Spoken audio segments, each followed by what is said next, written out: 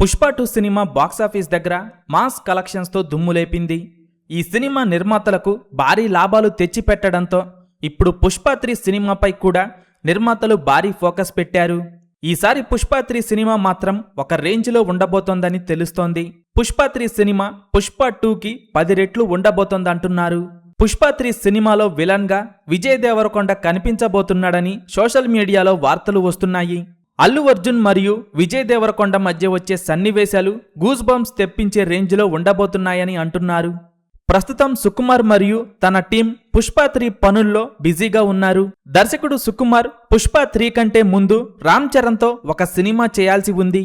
ఒక పక్క రామ్ చరణ్తో సినిమా పూర్తయ్యేలోపు మరో పక్క అల్లు అర్జున్తో అట్లీ సినిమా కూడా పూర్తవుతుంది. ఆ తరువాత పుష్ప 3ని పట్టాలెక్కించాలని ప్లాన్ చేస్తున్నారు. పుష్ప 3 సినిమాపై ఇప్పటికే భారీ అంచనాలు నెలకొన్నాయి. పుష్ప 3లో జగపతి బాబు, అనసూయ, సునీల్, ఫహద్ ఫాజిల్ ఇంకా చాలా గెస్ట్ రోల్స్ ఉండబోతున్నాయని తెలుస్తోంది. పుష్ప 3 పుష్ప 2 కంటే భారీగా వసూలు చేయటం ఖాయంగా కనిపిస్తోంది.